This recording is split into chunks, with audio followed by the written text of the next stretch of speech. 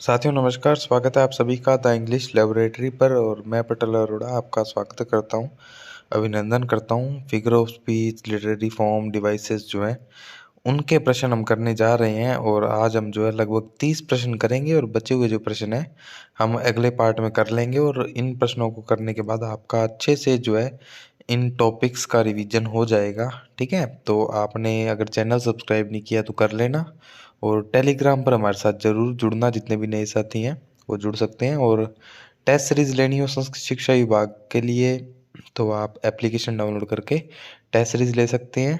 ठीक है, और ये जो पीडीएफ है ये मैं टेलीग्राम पर शेयर कर दूंगा, तो आप अच्छे से क्वेश्चन दोबारा भी प्रिंट निकलवा कर भी कर सकते हैं। ठीक है, तो चलो बिना किसी देरी के हम इस क्लास को स्टार्ट करते हैं। तो welcome to literary forms and figure of speech MCQs series. ठीक है, अ, किसी भी काम को करने से पहले जिन्होंने जो टीम है, देखो आपके सामने तो मैं ही हूँ, हालांकि आप मेरी आवाज़ सुन पा रहे हैं, लेकिन इसके पीछे बहुत बड़ी टीम काम करती है ना। एक व्यक्ति के लिए ये काम करना पॉसिबल नहीं होता। तो मेरे साथ जो है बहुत सारे लोग जुड़े हुए हैं, राजस्थान के टॉप रैंकर्स जुड़े हुए हैं, तभी मैं आपके सामने ये चीज़ें ला पा रहा हूँ, नहीं तो मेरे लिए भी पॉसिबल नहीं था, है ना। तो बहुत बड़ी टीम है मेरे साथ। सबसे पहले विनोद डागर जी जो हैं वरिष्ठ अध्यापक हैं अंग्रेजी के, इनका बहुत बहुत धन्यवाद। और सचिन सारण जी हैं, मित्र भी हैं मेरे, इनका भी बहुत बहुत धन्यवाद। इन्होंने अच्छे क्वेश्चंस दिए हमें। अजय कंबोज जी अध्यापक हैं अंग्रेजी के, और वर्तमान में फर्स्ट ग्रेड की तैयारी कर रहे हैं। और रेहाना खान जी, इन्होंने भी हमारा जो है बहुत सहयोग दिया है और हमेशा से सहयोग देती आई हैं। ये भी जो है टीचर है इंग्लिश की, ये चारों इंग्लिश की टीचर हैं। ठीक है, तो इन सभी को मेरा एक बार फिर से बहुत बहुत धन्यवाद। आपने जो है इतना अच्छा इतने अच्छे प्रश्न बना कर दिए, आपने अपना कीमती समय दिया, इसके लिए बहुत बहुत धन्यवाद आप चारों को। आपका सहयोग बना रहे, आपका जो है आशीर्वाद, आपका प्रेम बना रहे। पहला प्रश्न करेंगे, which of the following is not true about elegy. Elegy के बारे में कौन सी बात सही नहीं है। Elegy is meditative lyric poem lamenting the death या डिमाइज ऑफ फ्रेंड और लव्ड पर्सन। हो सकता है, ये तो सही लग रही है बात, है ना। Metre rhyme numbers of lines are fixed in elegy, ये बात देखने वाली है। Elegy subject matter is not fixed, subject matter fixed नहीं होता। Purpose of elegy is to express feeling rather than a tell story, तो ये बात भी ठीक है। उत्तर जो है सी होगा, सब्जेक्ट मैटर जो है फिक्स्ड होता है। डेथ, लॉस या डिमाइज पर जो है एलिजी लिखी जाती है, खुशी पर नहीं लिख सकते हम एलिजी को, है ना। तो ये जो है आप देख लेना, बाकी तीन ऑप्शन याद कर लेना। दूसरा प्रश्न जो है, एलजी कौन सी बात सही नहीं है। एलजी ओरिजिनेटेड फ्रॉम द गीक टर्म एलेजियाक होगा, शायद ये मिसप्रिंट हो गया होगा, टाइपिंग हो जाती है मिस्टेक, तो आप देख लेना भाई ग्रीक टर्म क्या था। और एलिगोज दैट मीन्स लेमेंट, एलिगोज तो सही लग रहा है मुझे, है ना। एलेजियाक, हाँ एलेजियाक ही है। Elegiac meter in ancient Greek is a combination of dactylic hexameter and dactylic pentameter. तो ये मीटर के बारे में बताना फिलहाल जो है आवश्यक नहीं है। तो आपने अगर तैयारी की है तो आपको ये इन मीटरों के बारे में, डेक्टाइलिक या फिर जो हेक्सामीटर है, पेंटामीटर है, इन सब के बारे में पता चल गया होगा। आइएम्बिक, डेक्टाइलिक, है ना। In contemporary literature, modern elegies often focus on themes of grief, loss, mourning, reflecting on personal or social, societal loss. Okay, तो ये भी ठीक हो सकता है। Since 19th century, elegy has not got the current meaning, a lyric lamenting someone's death. तो इसका correct answer क्या होना चाहिए ये आप कैस कर सकते हैं, बाकी मैं इसका आपको आंसर जो है करेक्ट बता देता हूँ। आंसर नंबर डी जो है ये 19th सेंचुरी नहीं है, 17th सेंचुरी है। ठीक है, तो आप ये याद रखना। और बाकी के तीन जो ए बी सी ऑप्शन है ये आप रट्टा मार लेना, इनसे प्रश्न आ सकते हैं। विच इज नॉट ट्रू, तीसरा प्रश्न। In memoriam 1850 by Alfred Lord Tennyson, a long elegiac poem written in memory of Tennyson's close friend Arthur Henry Hallam. ठीक है, ये तो ठीक लग रहा है ना। W.H. Audens on the death of W.B. Yeats, Lycidas, John Milton की elegy written on for his friend Philip Sidney, या फिर Adonais, Percy PB Shelley written in memory of John Keats. तो बताइए एक जो है गलत है। इन चारों ऑप्शंस में से आप बताइए कौन सा जो है गलत है। W.H. ऑडन की एलिजी का नाम इन्होंने नहीं लिखा, कोई बात नहीं, ठीक है। तो लिसिडस जो है एलिजी रिटर्न जो है एडवर्ड किंग जो इनके मित्र थे उनके लिए लिखी गई थी, ना कि फिलिप सिडनी के लिए, ठीक है। तो ये इंपॉर्टेंट बात है और बाकी सारे ऑप्शन आप याद रख लेना। W.H. ऑडन की एलिजी कौन सी है आप कमेंट सेक्शन में ज़रूर बताएंगे मुझे, इंपॉर्टेंट एलिजी है, बताना ज़रूर, ठीक है। Which is not true about pastoral elegy, pastoral elegy के बारे में कौन सी बात सही नहीं है। Pastoral elegy generally follows a structure that include lament, praise, consolation, leading the poet from grief to a sense of peace। तो ये तो ठीक बात है। Lycidas, Adonis, Thyrsus and In Memoriam are pastoral elegy। Pastoral का मतलब आप साथियों देहाती बोल सकते हो, गांव से रिलेटेड बोल सकते हो।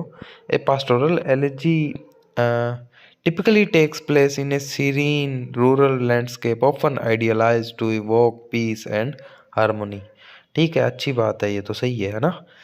Pastoral elegy originated by Sicilian Greek poet Theocritus and continued by Roman Virgil. तो ये भी बात सही है। करेक्ट उत्तर हम देख लेते हैं, उत्तर नंबर जो बी है, इन मेमोरियम जो है पास्टोरल एलिजी नहीं है ना। ये जो है पास्टोरल एलिजी नहीं है, इन मेमोरियम, ठीक है। It is a personal elegy because it mourns the loss of Tennyson's close friend Arthur Henry Hallam, क्योंकि अपने मित्र के लॉस जो है पर लिखी थी, ठीक है। A.H. हेलम के मृत्यु पर लिखी थी टेनिसन ने, तो जो कि अनएक्सपेक्टेडली मर गए थे 22 साल की उम्र में केवल 1833 में। तो वो पास्टोरल एलिजी नहीं है, बाकी पास्टोरल एलिजी है, ठीक है। विच of the correct order of structural elements of an elegy. तो स्ट्रक्चरल एलिमेंट्स एक एलिजी जो है एक प्रॉपर वे में चलती है। तो सबसे पहले कौन सा पार्ट आएगा एलिजी का वो देखना इम्पोर्टेंट है। लेमेंट, consolation, admiration, praise, grief, acceptance, lament, admiration, acceptance, या sorrow, acceptance, admiration। तो इन चारों में से एक बात तो तय है कि लास्ट में एक्सेप्टेंस आएगा, क्योंकि ये तो एक जनरल सी बात है कि लास्ट में जो एलिजी लिखने वाला है वो एक्सेप्ट करता है फेट को, भाग्य को, ठीक है। तो ऑप्शन ए और डी तो नहीं होंगे, और प्रेज शुरू में नहीं आएगा क्योंकि वो तो ग्रीफ में होता है ना, दुख में होता है। तो लेमेंट वाला ऑप्शन सही होना चाहिए, लेमेंट, एडमिरेशन एंड एक्सेप्टेंस। तो ये जो है एक्सप्लेनेशन आपको अच्छी खासी देर की है, सर ने अच्छी खासी एक्सप्लेनेशन दी है। लेमेंट, ग्रीफ, सोरो ये फर्स्ट स्टेज में होता है ना, और ये जो है आप PDF में आपको टेलीग्राम पर शेयर कर दूंगा, तो आप वहाँ से इसको पूरा पढ़ लेना। और दूसरा फिर प्रेज, एडमिरेशन होती है सेकंड स्टेज में। ये सारी बातें अच्छी हैं, आप पढ़ना ज़रूर इसको। और तीसरी स्टेज में जो है कॉन्सोलेशन, एक्सेप्टेंस या होप होती है, फाइनल स्टेज जो होती है, ठीक है।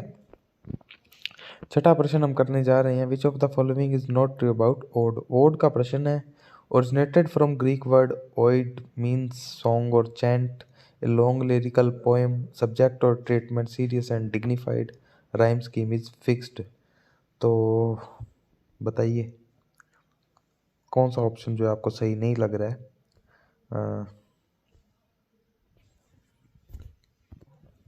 उत्तर नंबर जो डी है इसका, जनरली ओड की जो राइम स्कीम है वो फिक्स्ड नहीं होती है। अब पिंडारी कोड भी हो सकता है, ओरेशन ओड भी हो सकता है ना, और रेगुलर इरेगुलर ओड्स भी हैं। तो ये सब चीज़ें जो है आपने पढ़ ली होंगी, आई होप सो। नहीं पढ़ी हैं तो मैंने क्लास लेयर की है, आप यूट्यूब पे पढ़ सकते हैं। Which is not true about Pindari code, developed by Greek poet Pindar. Dance movement is strophe, antistrophe, and epode. irregular or no rhyme scheme focused on meter. Doctor Johnson introduced into England, या फिर English बोल दे तो ज़्यादा better रहेगा। तो इसका जो correct answer है वो है डी, बेन जॉनसन लेकर आए थे, ना कि doctor Samuel Johnson.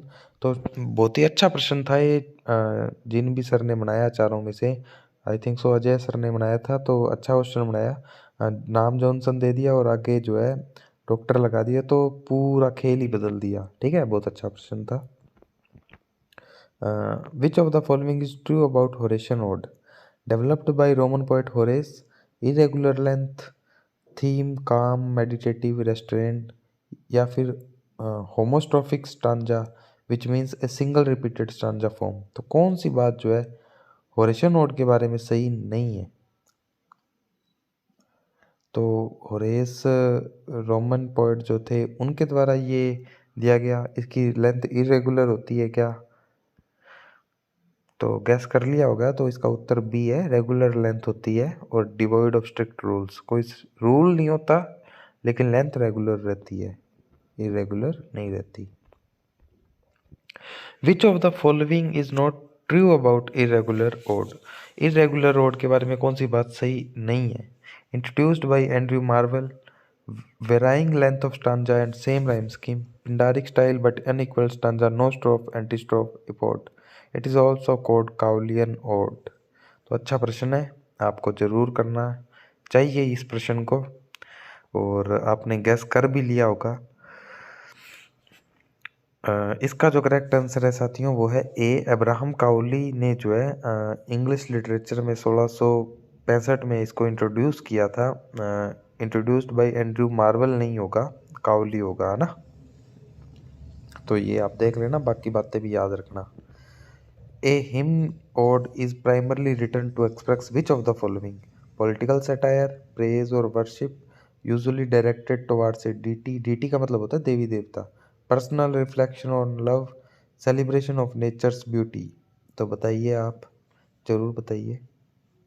Him odd की बात हो रही है, किस बारे में लिखा जाता है? पॉलिटिकल, प्रेज और वर्शिप, पर्सनल रिफ्लेक्शन और सेलिब्रेशन। तो बिल्कुल इसका उत्तर जो है बी रहेगा, प्रेज, वर्शिप और usually directed towards a deity, यानी देवी देवताओं को जो है समर्पित किया जाता है ये, है ना। वर्शिप पूजा में, प्रेज में। तो अच्छा प्रश्न था अभी। Which is not true? Strophe left की तरफ जाना, epode dignified and serious, antistrophe moving to right, the bard and the progress of poesy are Pindaric ode. कौन सी बात जो है आपको जो है सही नहीं लग रही है? तो बिल्कुल इसका आंसर इपोड जो है स्टैंडिंग स्टिल होता है पिंडारी कोड में। पिंडारी कोड क्या तीनों ये, तो एक जगह बीचों बीच खड़ा रहना होता है स्टेज पर इपोड में, है ना।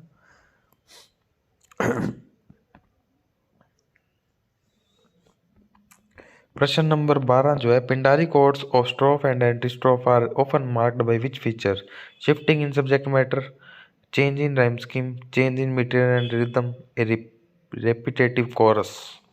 तो बिल्कुल ये तो आसान सा उत्तर है। आपको जो है a change in metre and rhythm, इनमें चेंजेस आते हैं कि वो स्ट्रोफ है या एंटी स्ट्रोफ है ना, और वो लेफ्ट में जा रहे हैं, राइट में जा रहे हैं, तो ये सब चीज़ें भी मैटर करती हैं। तो अच्छा प्रश्न बनाया। तो प्रश्न नंबर 13 की बात करेंगे। Which of the following is a lyrical poem, which of the following is a lyric poem of 14 lines written in a single stanza with fixed rhyme scheme and stressed syllable followed by stressed syllable? आसान सा उत्तर है, बिल्कुल आप sonnet दे देंगे इसका उत्तर। Which of the following is not true about sonnet? Sonnet originated in Italy during 1200 या 13th century. Sonnet derived from Italian term sonetto means little song. Italian poet Giacomo da Latini is inventor of the sonnet. या फिर in English literature sonnet was introduced in 13th century by Thomas White, Henry Howard, Earl of Surrey, who adapted the Italian form. तो सबसे पहली बात तो ये है कि डाटा आपको याद होना चाहिए ये 16वीं शताब्दी की बात हो रही है। इंग्लिश लिटरेचर में जो है 16वीं शताब्दी में आया ये, ठीक है। Which what is the term for the shift in thought और argument within a sonnet. तो साथियों, आपका पढ़ने का पैटर्न क्या होना चाहिए, आपको ये सारी बातें याद होनी चाहिए। बाकी जो उत्तर गलत मैं सही कर रहा हूँ वो तो आपको याद होना ही चाहिए। बाकी के ऑप्शन आपको आते हैं कि नहीं आते ये भी आपको देखना है, नहीं आते तो याद कर लेना। What is the term for the shifting in thought और argument within a sonnet. तो बिल्कुल कपलेट, वोल्टा, टरसेट, सेस्टेट, वोल्टा होगा इसका आंसर। बिल्कुल अपने नोट्स में दे रखा है ये तो। It refers to the shift in tone और आर्ग्यूमेंट, ये 9वीं लाइन होती है ना। तो आपको जो है ये मेरे नोट्स में नहीं, सब में ही दे रखा है। नॉर्मल सी बात है आज की तारीख में। सबको वोल्टा के बारे में पता होगा, नहीं होगा तो पढ़ लीजिए आप जाके ना। Which of the following is not true about Italian sonnet. Italian sonnet invented by Giacomo da Lentini and famous popularized by Francisco Petrarch, divided in two part, octave and sestet. Rhyme scheme of octave ABAB, ABAB and sestet CDE CDE CDC CDC, ठीक है, ending with rhyming couplet. तो इसका answer D होगा। And जो है sestet से and होता है ना। 6 लाइनों का जो स्टांजा होता है उससे एंड होता है, सेस्टेट बोलते हैं ऑक्टेव के बाद। तो राइमिंग कपलेट से कौन सा होता है ये आप कमेंट सेक्शन में मेरे को बताएंगे, कौन सा जो सोनेट है राइमिंग कपलेट से एंड होता है। इन्वेंटेड कर्टेल सोनेट तो किसने दिया था, टेनिसन जॉनसन, है ना, जीएम हॉपकिंस। तो बिल्कुल जीएम हॉपकिंस होगा इसका आंसर, आप जानते होंगे। Gerald Manley Hopkins. Which is true about Curtle sonnet? 10.5 lines. Sprung rhythm meter in commonly used in Curtle sonnet. Final half line shows to serve a coda or conclusion. Gerald Manley Hopkins poem Pied Beauty is written in strict iambic pentameter. तो आप इसका answer gas करें। I hope आपने gas कर लिया होगा और इसका आंसर जो है डी रहेगा। पाइड ब्यूटी जो है ये जो है स्ट्रिक्ट आइमिक पेंटामीटर में नहीं लिखा गया है, स्प्रंग रिदम में लिखा गया है, ठीक है। और इसके ऊपर वाला जो प्रश्न था वो स्प्रंग रिदम से संबंधित ही था ना। Which is not true about Shakespearean sonnet written in 3 quatrain and a couplet. Rhyme scheme is A B C D C C D E F E F E F E F G G, है ना। तो rhyme scheme developed by Earl of Surrey Henry Howard. The Canzoniere translated song book is a collection of sonnets written in Shakespearean style. The Canzoniere, ठीक है। तो वो इनमें से आपको कौन सी बात शेक्सपियरियन सोनेट के बारे में सही नहीं लग रही है ये आप बताएं। गैस कर लिया होगा आपने, तो इसका आंसर जो है डी है। पेट्रार्कन सोनेट है, Italian sonnet style octave and sestet. जो कैंजोनियरे है ये इटालियन सोनेट में लिखा गया, ना कि ये शेक्सपियरियन स्टाइल का सोनेट है, ठीक है। 20वां प्रश्न है, हाइपरबोली बोल देते हैं, कुछ हाइपरबोल बोल देते हैं। A figure of speech in which uses exaggeration, which uses understatement, a type of simile या all of the above। तो बिल्कुल दूसरा और तीसरा और चौथा ऑप्शन सही नहीं है। एग्जेजरेशन होती है एक प्रकार की। What is the meaning of hyperbole is following sentence? My mom is going to kill me. Intends the person's mom intends to hurt him or her badly, is planning to kill him or her, has angered his or her mom and is afraid of her response. This person is afraid of his or her life। तो बिल्कुल life वगैरह से तो कोई related नहीं है ना। तो इसका आंसर सी होगा, क्योंकि वो ये हमारा भाव ये है कि वो जो है गुस्सा बहुत है, उसकी माता जी जो है, तो वो उस पर गुस्सा करेंगी आके, तो वो डर रही है।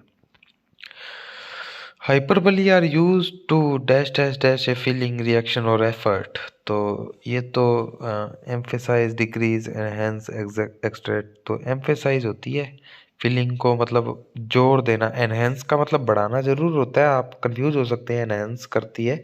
एनहेंस भी इसका एक प्रकार से कहीं ना कहीं सही उत्तर है, लेकिन एम्फेसाइज करती है किसी फीलिंग को जोर से बताने के लिए, है ना, किसी बात को सत्यता पुष्टि करने के लिए, या फिर मैं और अच्छे शब्दों में कहूँ कि अपनी बात को जो है पुरजोर तरीके से रखने के लिए हाइपरबोली का यूज किया जाता है।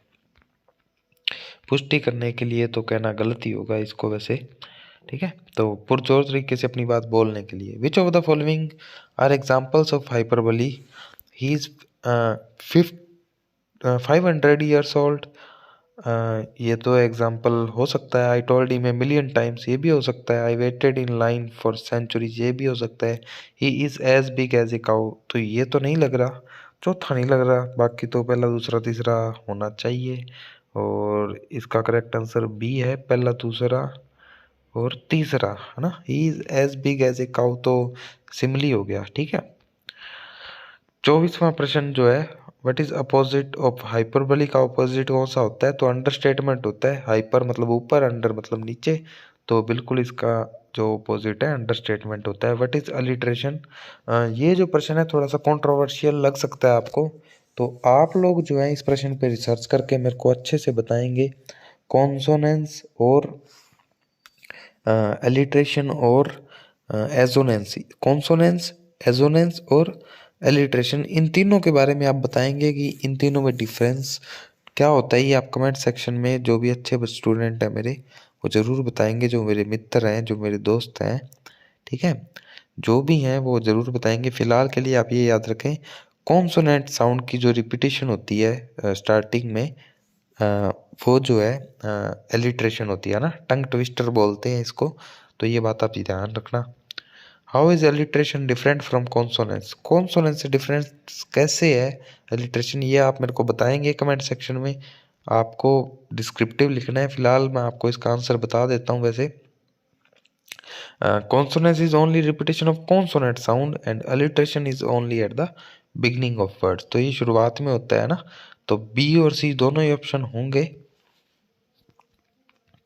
विच of the following phrase is an alliteration? कौन से में जो है अलिट्रेशन है? He was a she is a pig, he was as tall as a skyscraper, Charlie cheats on cheat sheets, I told you a million times, तो बिल्कुल उत्तर तो आपके सामने ऐसे ही होगा, है ना। प्रश्न number 28, what purpose does alliteration serve? तो अलिट्रेशन का पर्पस क्या होता है? कंफ्यूज करना, मेलोडी क्रिएट करना, या सर्टेन मूड बनाना, अपीयर करना, वेल एजुकेट करना, या फिर कोई नहीं। तो बिल्कुल मेलोडी यानी अच्छा लगे बोलने में, तो वही बनाना होता है। जैसे कि आपने ऊपर बोला ना, Charlie cheats on cheat sheets, तो कितना अच्छा लग रहा है बोलने में। तो यही जो है अलिट्रेशन है, ठीक है। सी सी की जो है बार बार रिपीटिशन हो रही है, तो इससे मेलोडी बनती है, सर्टेन मूड बनता है। प्रश्न number 29, where was the earliest appearance of alliteration? तो सबसे पहले जो अलिट्रेशन का यूज कहाँ किया गया था? तो poetry, drama, proverbs, folk tales, तो प्रोवर्ब्स में किया जाता था, कहावतों में, ठीक है। Alliteration is of which origin? कहाँ का ओरिजिन है अलिट्रेशन? ये आप बताइए, गैस कीजिए। 1-2 सेकंड का समय दे रहा हूँ। तो ओरिजिन की बात है तो इंग्लिश तो नहीं होना चाहिए, है ना। तो इसका ओरिजिन जो है लेटिन है साथियों। अभी प्रश्न और भी हैं मेरे पास, तो आप ये पहले तो ये ध्यान रखना कि अलिट्रेशन का ओरिजिन जो है वो लेटिन भाषा से है। प्रश्न मेरे पास हैं टोटल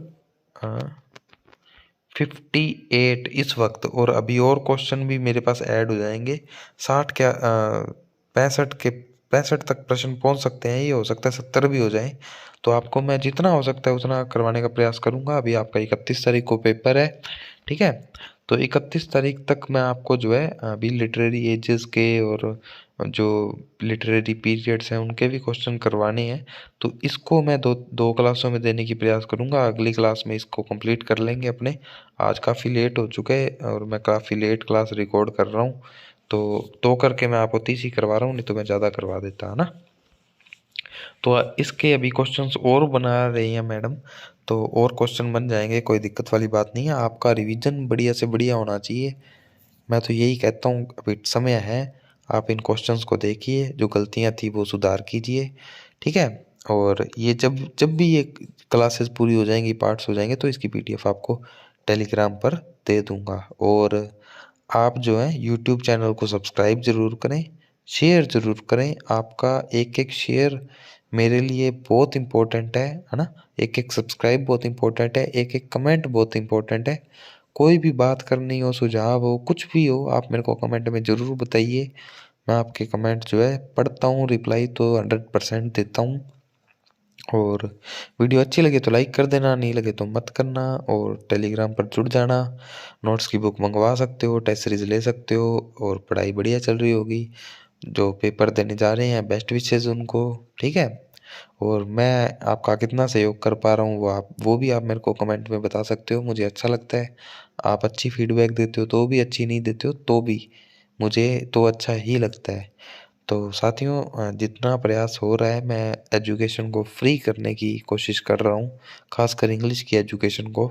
और इतनी, ये एक बहुत बड़ा चैलेंज है, क्योंकि इसके लिए मुझे बहुत कुछ सहना पड़ता है, सुनना पड़ता है ना। मार्केट में मेरे लिए बुराइयां भी की जाती हैं मेरी, तो वो कोई दिक्कत नहीं है, वो सब चीज़ें एक तरफ हैं और मैं अकेला एक तरफ हूँ।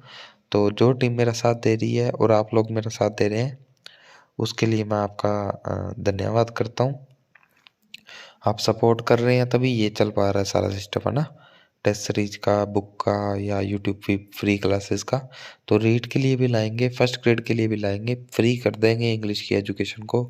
Read pre mains second grade और फर्स्ट ग्रेड की इंग्लिश की एजुकेशन को मैं यूट्यूब पे फ्री कर दूंगा एकदम। और क्वालिटी ऐसी होएगी कि शायद पेड क्लासेस वाले भी इतना कंटेंट आपको ना दे पाए, ठीक है। तो कंटेंट की कमी नहीं रहने देना, ये मेरा उद्देश्य है। बाकी ईश्वर जाने मैं कब तक ये कर सकूँगा, ठीक है। तो मिलेंगे किसी और क्लास में, ठीक है। तब तक के लिए राम राम, जय हिंद।